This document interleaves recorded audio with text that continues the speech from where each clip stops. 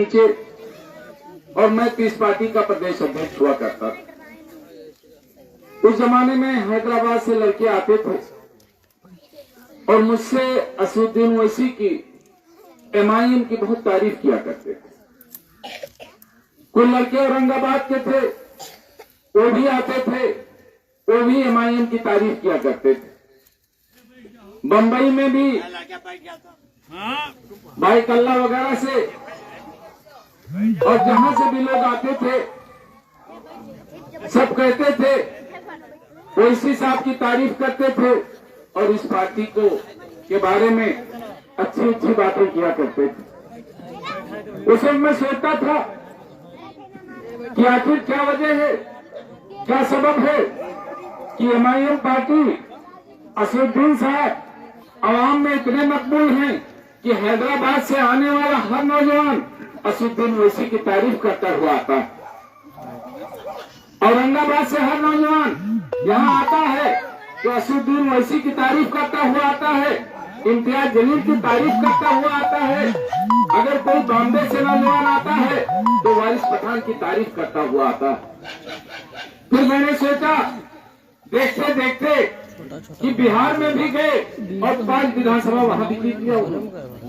इसके बाद वो गुजरात में गए, वो गुजरात जो नरेंद्र मोदी का गुजरात, वो गुजरात जहां से नरेंद्र मोदी ने अपनी राजनीति शुरू की थी, वो गोधरा जहां से नरेंद्र मोदी का नाम शुरू हुआ, उस गोधरा में असदुद्दीन ओवैसी पहुंचते हैं और मेयर का चुनाव लड़ते हैं और उस मेयर के चुनाव में अपने सदस्य जिताते हैं और आखिर में अपना मेयर बना लेते हैं उस गोधरा में जो मोदी का गोधरा था। तो मालूम यह हुआ कि हिंदुस्तान में एक नेता पहुंचा है जो मोदी के छाती पे चढ़ के, जो अमित शाह के छाती पे चढ़ के गोधरा में जाके झंडा गाड़ दिया, जो किसी अखिलेश के बस का नहीं था, किसी सोनिया के बस का नहीं था, किसी मायावती के बस का नहीं था, किसी ममता बनर्जी के बस का नहीं था कि गुजरात पहुंचकर गोधरा में मोदी और योगी अमित शाह के छाती पे झंडा गाड़ दिया। उस नाम का मैं गया देखने हैदराबाद तो वहां लगा कि यहाँ का नौजवान तो खुली फजा में सांस लेता है, यहाँ का नौजवान तो बिल्कुल आजाद है। क्या फजा है, क्या हवा है, क्या माहौल है। मैंने सोचा कि आखिर यहाँ वजह क्या है। क्या ये लोग हमारे उतरौला से ज्यादा है, इनकी तादाद उतरौला से ज्यादा है? तो पता चला नहीं, उतरौला से ज्यादा नहीं। फिर वजह क्या है, सबब क्या है? सबब यह है कि उन्होंने अपना तख्त-ओ-ताज वहां के बादशाह निजाम की गद्दी न गंवा दी, उन्होंने अपना कारोबार गंवा दिया, उन्होंने अपनी इज्जत आबरू नीलाम करवा दी। लेकिन एक बात उन्होंने नहीं छोड़ा, वो ये था कि उन्होंने अपने ईमान से समझौता नहीं किया और उसी ईमान के बुनियाद पर वो बटन चुनाव निशान का बटन दबाते रहे और आखिर में असदुद्दीन ओवैसी को नेता बना दिया। आज हैदराबाद में किसी के माई के लाल का में हिम्मत नहीं है किसी दाढ़ी किसी टोपी के ऊपर उंगली उठा दें। अगर ऐसा किया तो अकबरुद्दीन ओवैसी उस पंजे को मरोड़ देगा। उस वहां हैदराबाद में खुली फजा में लोग सांस लेते। इसी तरह औरंगाबाद में गया तो पता चला वहां 22% मुसलमान।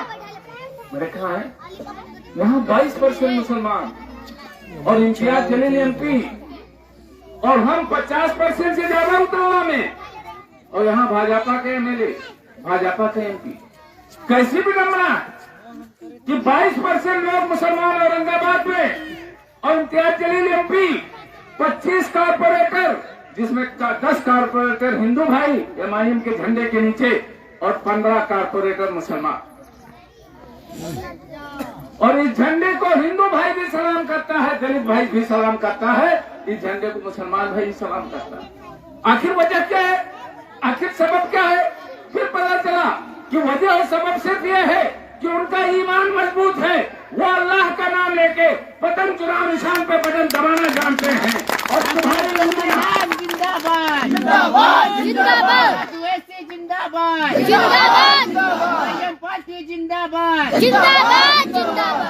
पता ये चला कि हमारा ईमान कमजोर है, हम मोदी से डरते हैं, हम योगी से डरते हैं, हम अमित शाह से डरते हैं, हम अल्लाह से नहीं डरते हैं। जब वो बटन की उंगली दबाना होता है तो हमारी उंगलियां लड़क जाती हैं। हम बटन चुनाव निशान पे बटन दबा करना साइकिल चुनाव निशान पे बटन दबा देते हैं।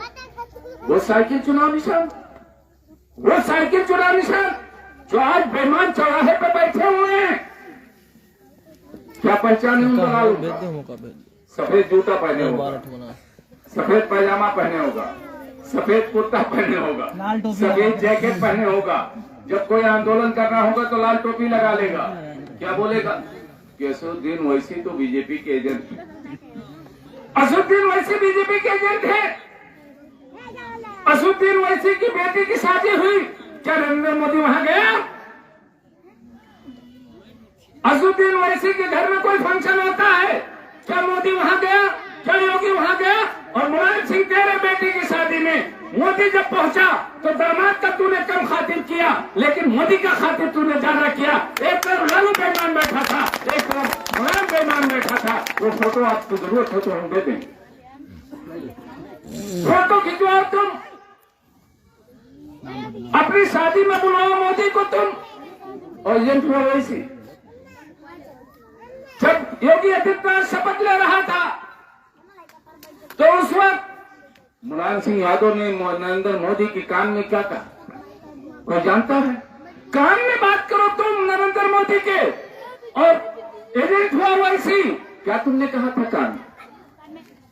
मुलायम सिंह यादव और मुलायम सिंह यादव के दलालों, बताओ कि मोदी के कान में मुलायम सिंह यादव ने क्या कहा था? यही कहा होगा, यही कहा होगा कि चाहे आजम खान को जेल में सजा दो, लेकिन अखिलेश यादव पर आचार नहीं आनी चाहिए। चाहे आरिफ और हाशमी जेल में सड़ जाए, लेकिन आंच नहीं आने चाहिए। अभी फिरोज पप्पू का इंतकाल हो गया, पंडित सिंह की तेरहवीं में बयान आया था अखिलेश यादव, पंडित सिंह की तेरहवीं में आया, 70 किलोमीटर तुलसीपुर नहीं गया।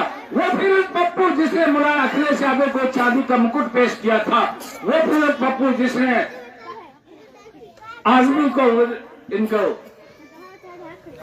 अबू आसिम आजमी को चांदी का मुकुट पेश किया था, आज वो उसको गोली मारकर उसकी हत्या कर दी गई। आज उस बेईमान ने अपने जबान पर नाम तक नहीं लाया, कल अखिलेश यादव आया हुआ। तो पता चला जिस पार्टी में आजम खान की वैल्यू नहीं, जिस पार्टी में हाशमी की वैल्यू नहीं, जिस पार्टी में चेयरमैन की वैल्यू नहीं, जब मार डाला जाता है अखिलेश यादव पूछने नहीं आता है। तो दलालों बताओ कि तुम उतरौला के चौराहे पे मार डाले जाओगे, कल कोई तुझे पूछने वाला नहीं होगा।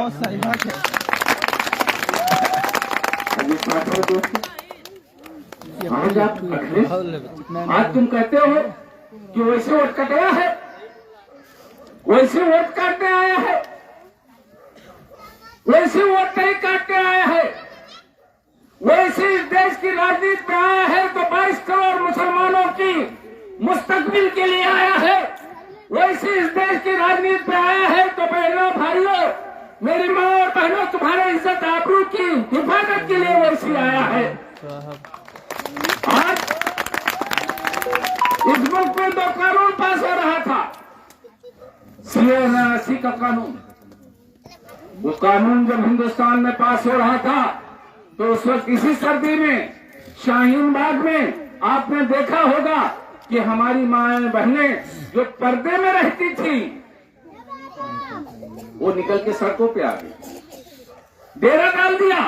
बरसात हुआ रुकी नहीं, घंटा घर पर हमारी माएं बहनें पर्दे से निकल के बाहर आई और घंटा घर लखनऊ में धरना दे दिया। धरना देने के बाद बहस हुई बिल पर, CA/NRC पे बहस हुई। बहस क्या थी? CA/NRC क्या है मैं आपको समझाना चाह रहा हूं। CA/NRC क्या है? इस देश में हिंदू और मुसलमान दोनों एक साथ रहते हैं। हम हिंदू मुसलमान में झगड़े की बात नहीं करते, हम नहीं चाहते कि इस मुल्क में हिंदू मुसलमान लड़े, लेकिन एक कानून पास हो रहा था। वो कानून क्या था कि राम आसरे और मोहम्मद अली एक जगह बैठे होंगे, कोई टोल आएगा पूछेगा तुम्हारा नाम क्या है, कहेंगे राम आसरे, कहेंगे तुम तो घर जाओ। दूसरे ने पूछेगा तुम्हारा नाम क्या है, कहेगा मोहम्मद अली, कहेंगे कोतवाली चलो। कोतवाली में जाके पूछेंगे कि तुम्हारे बाप का नाम क्या है, तुम्हारे दादा का नाम क्या है, तुम्हारे परदादा का नाम क्या है, तुम्हारे नकरदादा का नाम क्या है, तुम्हारे सकरदादा का नाम क्या है। और जब तुम नहीं बता पाओगे तो कह दिया जाएगा कि तुम बनकटवा के नहीं रहने वाले हो, उतरौला के रहने वाले नहीं, तुम तो पाकिस्तान से आए हो, या तुम बांग्लादेश से आए हो, या तुम अफगानिस्तान से आए हो। और फिर कहा जाएगा कि कागज लाके दिखाओ, कागज लाके दिखाओ। आप जाओगे कागज ढूंढने, आपके घर के लोग जाएंगे कागज ढूंढने, कागज बलरामपुर जिले में ढूंढेंगे। पता चला दादा तो रहते थे गोंडा जिले में, कागज कहां बलरामपुर में मिलेगा। महीने भर इधर से उधर भागोगे, कागज नहीं मिलेगा। दरोगा कहेगा 50,000 रुपया दो खासा, तब आपको लिख के दूंगा कि आप अफगानिस्तान, पाकिस्तान या बांग्लादेश के रही हो, आप बनकटवा के रहने वाले हो। और जब 50,000 रुपए आप दोगे तब आपको लिख के देगा दरोगा कि तो आप बनकटवा के रहने वाले हो। ये कानून जब हिंदुस्तान के पार्लियामेंट में पास हो रहा था तो कहा था अखिलेश बेईमान समाजवादी, बताओ जहां कोई समाजवादी बैठा है माँ का ने दूध पिया है तो आए डॉक्टर मन्नान के सामने और बताए कि उसका अखिलेश यादव कहा था, बताए उस वक्त। अगर कोई समाजवादी बेईमान हो, अगर कोई बहुजन का बेईमान हो, आए हमारे सामने और बतावे कि उसकी बहन मायावती कहां थी उस वक्त। बतावे कोई कांग्रेस का आदमी जो आज कांग्रेस का कैंडिडेट भौम कर रहा है, घूम रहा है घर से उधर, बतावे कि उसका राहुल गांधी उस वक्त कहां था जब ये काला कानून हिंदुस्तान के पार्लियामेंट में पास हो रहा था। ये तो काला कानून जब हिंदुस्तान के पार्लियामेंट में पास हो रहा था तो एक फर्द वाहिद मर्द मुजाहिद उठा और उसने कहा कि इस मुल्क में हिंदू और मुसलमान के लिए एक कानून बनेगा। और अगर आपने दो कानून बनाया, हिंदू के लिए अलग कानून और मुसलमान के लिए अलग कानून, तो ऐसे कानून को हम अपने वोट के नोक पे रखते हैं और भरे सदन में उस कानून को फाड़ दिया।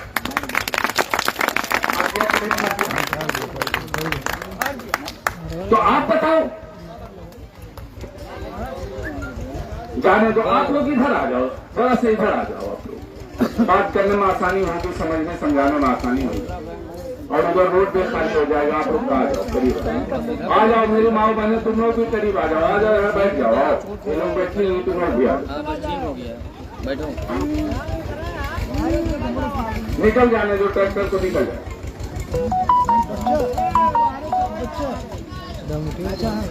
अन्य साथियों दोस्तों, सिर्फ यही नहीं, सिर्फ यही नहीं, एक कानून और था, 3 तलाक का कानून। इस मुल्क में हिंदू मुसलमान सब रहते हैं। अगर किसी हिंदू के घर में शादी होती है, मुसलमान भी बारात करने जाता, मुसलमान के घर में शादी होती है, हिंदू भी बारात करने जाता। लेकिन क्या मुसलमान पूछता है हिंदू भाई से कि तुम ये श्लोक क्यों पढ़ रहे हो, तुम ये 7 फेरे क्यों ले रहे हो? हमसे कोई मतलब नहीं, आप 7 फेरे लो, आप श्लोक पढ़ो, हम तो खाना खाएंगे, हम तो मजा लेंगे, बारात करेंगे, लौट आएंगे। इसी तरह से हिंदू भाई भी हमारे बारात पे जाता है। अगर किसी को वेजिटेरियन खाना होता है, शाकाहारी खाता है, ज्यादातर तो मांसाहारी खाते हैं, और जाते हैं, खाना खाते हैं, मौज करते हैं, फिर लौट आते हैं। उन्होंने कभी पूछा कि ये आयत क्यों पढ़ते हो, ये कबूल हुआ माने, कबूल किया माने, कबूल किया माने क्यों कहते हो? नहीं पूछता है। वो भी आता है, बारात करता है, आराम से अपने घर निकल जाता है। लेकिन आज नरेंद्र मोदी आया है, योगी आदित्यनाथ आया है, अमित शाह आया है, वो हमारी शरीयत में मुदाखलत कर रहा है। वो कह रहा है 3 तलाक जो देते हो ये नाजायज और हराम है। बता मोदी, तेरा बाप मुफ्ती था या कारी था? बता योगी, तेरा बाप मुफ्ती था या कारी था? तू फतवा देगा कि क्या जायज है क्या नाजायज है। जी साथियों दोस्तों, यह कानून हिंदुस्तान के पार्लियामेंट में पास हो रहा। 550 एमपी हैं, 350 मोदी के साथ, 200 उनके खिलाफ। वो 200 कौन लोग हैं? वो 200 लोग कांग्रेस के एमपी हैं, वो मायावती के एमपी हैं, वो मुलायम के एमपी हैं, वो ममता बनर्जी के एमपी हैं, वो एमपी हैं शरद पवार के। इन्हीं सारे लोगों के तो 200 एमपी हैं। लेकिन जब 3 तलाक पर वोट का मामला आया तो सिर्फ ओवैसी साहब ने अपना वोट डाला और उनका एक इम्तियाज जलील ने वोट डाला। 2 वोट ये हुआ, 2 वोट कश्मीर का हुआ, 2 वोट केरला मुस्लिम लीग का हुआ, 1 वोट बदरुद्दीन अजमल का आसाम से हुआ।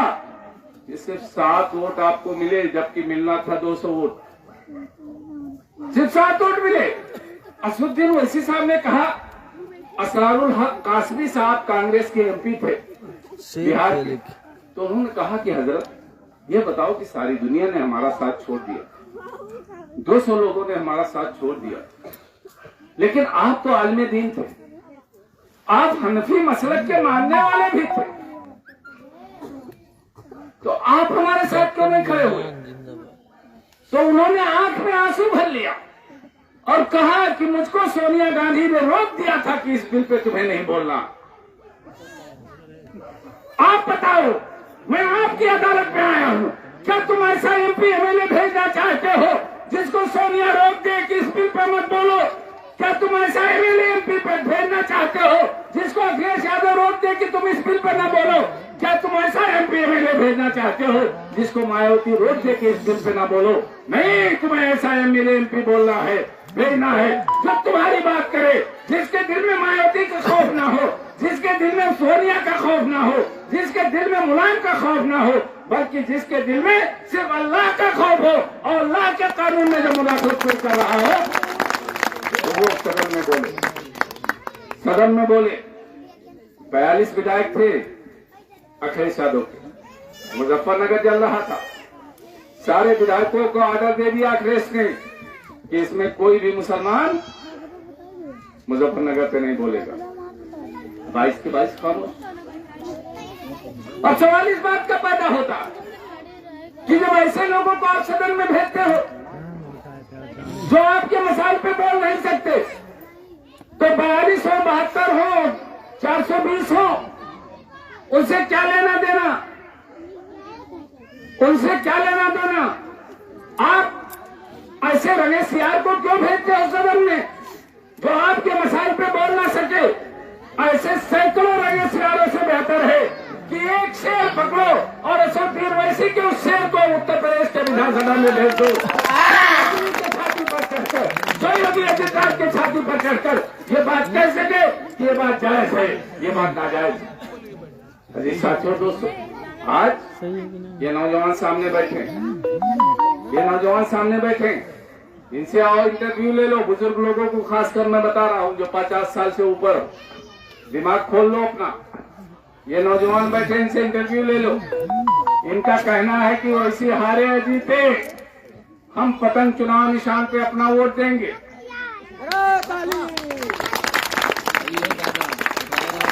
गरीब आदमी गांव में जानता है, हैदराबाद से फोन आ रहे हैं, बंबई से फोन आ रहा है, औरंगाबाद से फोन आ रहा है, सऊदिया से फोन आ रहा है, दुबई से फोन आ रहा है कि असदुद्दीन ओवैसी के पतंग चुनाव निशान पर बटन दबाना।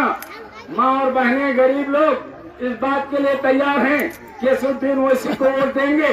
कम से कम 50,000 की तादाद में ऐसे वोटर हमारे उत्तरवा विधानसभा में तैयार हैं। जो पार्टी हारे या जीते, इंशाअल्लाह पतंग चुनाव निशान पर बटन दबाओगे कि नहीं दबाओगे? हाथ उठा के। तो ऐसे लोग हैं जिन्होंने फैसला कर लिया है कि हार जीत तो अल्लाह के हाथ में है, लेकिन हम पतंग चुनाव निशान पर बटन दबाएंगे। तो याद रखना कि अगर आपने साइकिल चुनाव निशान पर बटन दबाया तो साइकिल चुनाव निशान उत्तरवा विधानसभा में वोट कटवा है, इस वक्त वोट काटने के लिए आई है। और अगर आपने साइकिल चुनाव निशान पर बटन दबाया और बीजेपी यहां से जीती तो उसके जिम्मेदार आप होंगे जिन्होंने साइकिल चुनाव निशान का बटन दबाया। बहुत सही। आप हमसे पूछ सकते हो डॉक्टर साहब ये बात कैसे कह सकते हो? मैं उदाहरण, मैं सबूत के साथ बात करता हूं, बिना सबूत के डॉक्टर मंदान कोई बात नहीं करता। 2014 में जब मोदी जीते तो उस वक्त कौन आया था साइकिल का झंडा लेके? नंदिता शुक्ला आई थी कि नहीं आई थी? आपने साइकिल चुनाव निशान को वोट दिया, नंदिता शुक्ला हारी, बीजेपी जीती। 2017 में आरिफ अनवर हाशमी आया साइकिल चुनाव निशान लेके, झंडा लेके। आपने आरिफ अनवर हाशमी को वोट दिया, आरिफ अनवर हाशमी हारे, और राम प्रताप वर्मा जीते कि नहीं जीते, बीजेपी जीते कि नहीं जीते। उसके बाद पंडित सिंह जी आए साइकिल चुनाव निशान लेके, आपने साइकिल चुनाव निशान का बटन दबाया, पंडित सिंह हारे, बीजेपी जीती। 3 बार उसी गली में आप जा रहे हो, उसी गली में आप जा रहे हो। अगर आप जाते हो कहीं और आपको पता है कि इस गली में जाने से कुत्ता काट लेगा, तो क्या रास्ता बदल नहीं देते? तो आप 2014 में नंदिता के पीछे गए, उसी गली में, वहां आपको कुत्ते ने काट लिया। अब आपने 2017 में आरिफ अनवर हाशमी के पीछे आप गए, उसी गली में कुत्ते ने आपको काट लिया। फिर उसके बाद पंडित सिंह के साथ आप गए, उसी गली में, वही झंडा लेकर कुत्ते ने आपको काट लिया। तो क्या आप रास्ता नहीं बदलो? बदल देंगे, बदल दो रास्ता, इंशाअल्लाह इंशाअल्लाह। बदल लो रास्ता, अपना चुनाव निशान लो, अपना पकड़ लो। क्योंकि आज आप गांव में पता लगा लो कि आप साइकिल चुनाव निशान जो लेके आता है, पंडित सिंह लेके आए थे, क्या यादव भाइयों ने वोट दिया था? नहीं दिया। नहीं, यादव भाई नहीं वोट देता है, दलित भाई नहीं वोट देता है। फिर हमारे वोटों को क्यों बांटते हो? आधा परवेज ले गए, आधा हाशमी ले गए, 56,000 हाशमी ले गए, तो 45,000 परवेज ले गए, 1,01,000 वोट को तुमने बांट दिया, और 85,000 वोट पर राम प्रताप वर्मा चुनाव जीत गए। कौन आया था जिता दे? वैसी साहब आए थे, वैसी साहब आए थे? नहीं, वैसी साहब नहीं आए थे। बीजेपी को जिताने के जिम्मेदार तुम हो। 3 प्रमुख तुमने बना दिया, उतरौला का प्रमुख बीजेपी का, गैस बुजुर्ग का प्रमुख बीजेपी का, रहरा ब्लॉक का प्रमुख बीजेपी का। हिम्मत नहीं हुई किसी की, लड़ नहीं पाए समाजवादियों। तो तुमसे अब लड़ाई नहीं लड़ी जा रही, तुम हमारे हक के लिए नहीं बोल पा रहे हो। तुम हमारे तबरेज अंसारी मारा जाता है, तुम नहीं बोलते हो। पहलू खान मारा जाता है, तुम नहीं बोलते हो। फिर पप्पू मारा जाता है, तुम नहीं बोलते हो। तुम नहीं बोलते हो इंदौर में चूड़ी बेचने वाला जब मारा जाता है तो उसके लिए। तुम नहीं बोलते हो कानपुर में जब रिक्शे वाला मारा जाता है तो उसके लिए। तो अखिलेश अब तुमसे ये सबक, ये तलवार नहीं समझ रही है, उठेगी न खंजर न तलवार तुमसे बाजू मेरे आजमाए हुए समाजवादियों, तुमसे लड़ाई नहीं हो पाए। आओ, अल्लाह का नाम लो, अल्लाह का नाम लो, अपना पतंग चुनाव निशान देखो। अब असुद्दीन ओवैसी को दाढ़ी को देखना, असुद्दीन ओवैसी की टोपी को देखना, असुद्दीन ओवैसी के सज्जों के निशान को देखना इंशाअल्लाह। और चले जाओ मस्जिद में और दिल पे हाथ रख लो और अल्लाह अल्लाह के रसूल को हाजिर नाजिर जान के पूछो अपने दिल से कि क्या आपके वोट का हकदार असुद्दीन ओवैसी है या अखिलेश यादव?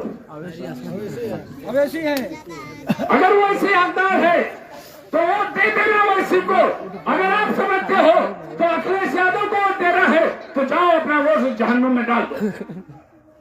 वो जहन्नुम आपको योगी आदित्यनाथ आपके पांव पर नाफिज करेगा। अगर तुमने साइकिल चुनाव निशान का बटन दबाया तो आने वाले दिनों में फिर से बीजेपी का विधायक आपके ऊपर नाफिज हो जाए। ये तुम्हारी किस्मत बन जाएगा, तुम्हारा मुकद्दर बन जाएगा।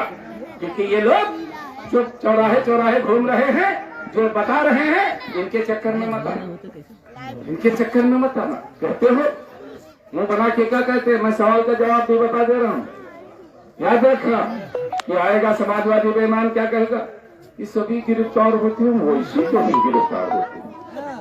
ये तो कहते हैं ना, इनके दिल में बड़ा दर्द है कि फिरोज पप्पू जान से मार डालेंगे, आजम खान जेल में सड़ रहे हैं, ये चाहते हैं वैसी भी जेल में सड़े।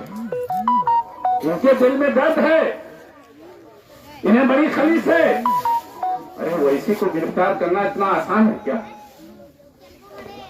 वैसी भारत के संविधान को अपने शेरवानी के पॉकेट में रखता है।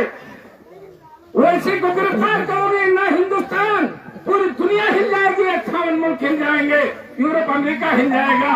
तो कैसी बात करते हो? 22 करोड़ आबादी के दिलों का धड़कन है वैसी को गिरफ्तार करके कर पाओगे? आज तुम कंपेरिजन करते हो, तुम कंपेरिजन करते हो कि आजम खान गिरफ्तार हो गए, आप कहते हो कि मुख्तार अंसारी गिरफ्तार हो गए, आप कहते हो रिजवान जहीर गिरफ्तार हो गए, आप कहते हो हाशमी गिरफ्तार हो गए। तो आप बताओ, आजम खान साहब हमारे लिए मोहतरम है, हम उनकी इज्जत करते हैं, हम उनका एहतराम करते हैं, वो भी अलीगढ़ मुस्लिम यूनिवर्सिटी के पढ़े हुए हैं, हम उनके जूनियर। लेकिन आप दिल पे अपने हाथ रख के पूछो कि आजम खान साहब क्या समाजवादी पार्टी के मालिक हैं? नहीं, समाजवादी पार्टी का राजा अखिलेश यादव है। आजम भाई मैनेजर हो सकते, मैनेजर हो सकते हैं। क्या मुख्तार अंसारी बसपा का राजा है? नहीं, मुख्तार अंसारी बसपा के राजा नहीं है, उसकी रानी कौन है? मायावती। मुख्तार अंसारी साहब मैनेजर हो सकते। सोनिया गांधी अपने पार्टी की रानी है, प्रियंका गांधी अपनी पार्टी की रानी है, राहुल गांधी अपनी पार्टी का राजा है, उसी तरह वैसी भी एमआईएम पार्टी का राजा है। 14 विधायक उसके साथ हैं, 2 पार्लियामेंट के मेंबर उसके साथ हैं, कम से कम 200 कारपोरेटर पूरे हिंदुस्तान में उसके साथ हैं। वैसी अपनी पार्टी का राजा है। तो बताओ, कोई राजा गिरफ्तार हुआ? नहीं। मायावती गिरफ्तार हुई? नहीं। अखिलेश गिरफ्तार हुआ? नहीं। सोनिया गिरफ्तार हुई? नहीं। तो जब सोनिया नहीं गिरफ्तार हुई कांग्रेसियों, जब मायावती नहीं गिरफ्तार हुई बहुजनियों, जब अखिलेश नहीं गिरफ्तार हुआ, तो तुम क्यों पूछते हो कि वैसी क्यों नहीं गिरफ्तार हुआ? सही। राजा का कंपेरिजन राजा से होगा। वो भोज राजा है तो गंगू तेली से उसका कंपेरिजन मत करना। ये जो गिरफ्तार हुए हैं सब दरबारी थे अखिलेश यादव के, ये जो गिरफ्तार हुए हैं सब नौकर थे मायावती के, ये जो गिरफ्तार हुए हैं सोनिया गांधी के नौकर थे। और नौकर का कंपेरिजन मालिक से मत करना, मालिक तो मालिक है। आज ये समाजवादी अजीब बात है, आपके घर में एक 5 किलो का बच्चा गोरा चिट्टा मुस्टंडा पैदा हुआ और मुलायम सिंह यादव के घर में 2.5 किलो का एक फिसड्डी पैदा हुआ।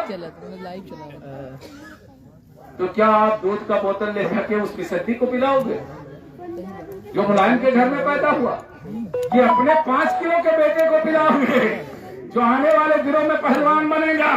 वही हाल है। अखिलेश यादव की हैसियत क्या है ओवैसी के सामने? ओवैसी 4 विधानसभाओं में अपनी मौजूदगी दर्ज करा रहा है। पहली मौजूदगी हैदराबाद में, दूसरी मौजूदगी बॉम्बे में, तीसरी मौजूदगी बिहार में, चौथी मौजूदगी इंशाअल्लाह उत्तर प्रदेश में दर्ज कराएगा। वैसी पूरे हिंदुस्तान का नेता है। बताओ समाजवादियों कि झांसी के आगे तेरे अखिलेश को जानता कौन है? दिल्ली के आगे तेरे अखिलेश को जानता कौन है? कुशीनगर के आगे तेरे अखिलेश को जानता कौन है? तो एक प्रदेश में सीमित है, वैसी पूरे हिंदुस्तान पे बड़ा फैला हुआ है। कश्मीर से कन्याकुमारी तक फैला हुआ है, पंजाब से आसाम तक फैला हुआ है। वैसी 22 करोड़ आबादी के दिलों पे राज कर रहा है। कुछ बातें ऐसी हैं कि जिसको वैसी कहते हैं और समाजवादी भी उस बात को महसूस करता है।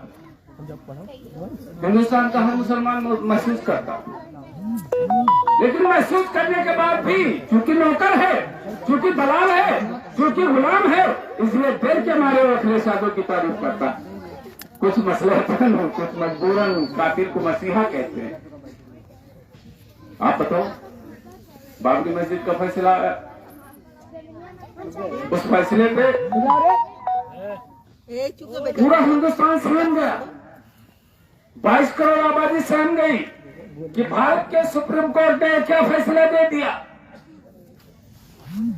हमारा हर आलिम सहम गया, हर नेता हमारा सहम गया, हम खुद सहम गए। हमारे जिलों पर वो फैसला, हमने पत्थर रख के उस फैसले को तस्लीम कर लिया, लेकिन हमारे बच्चे बच्चे के 22 करोड़ आबादी के माँ और बहनों के हर मुसलमान के दिल में वो फैसला तीर की तरह उसके कलेजे में चुभ गया कि नहीं चुभ गया।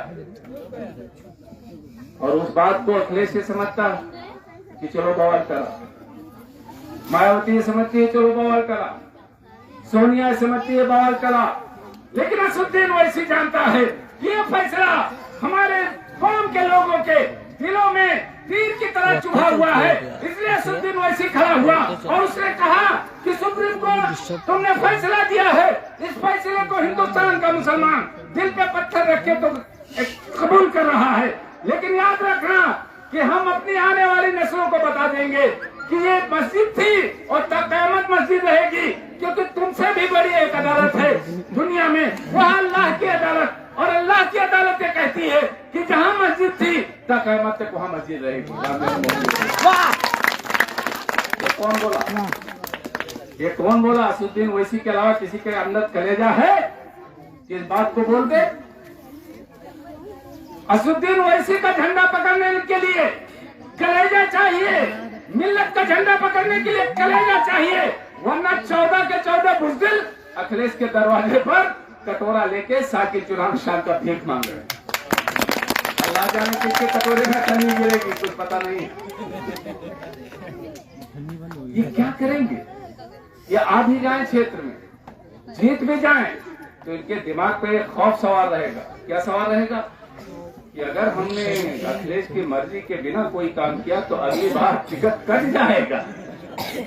इस डर के साए में राजनीति करते हैं हम। अगर करते हैं राजनीति, हमारे नौजवान अगर राजनीति करते हैं तो सिर्फ अल्लाह के डर से राजनीति करते हैं, वरना किसी अखिलेश यादव, किसी मायावती, किसी सोनिया को हम कुछ नहीं समझते।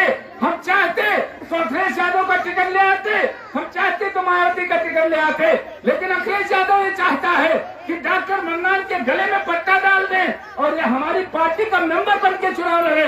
आप समझते हो पट्टा डालने का मतलब? कौन पहुंचता है पट्टा? तो ये चाहते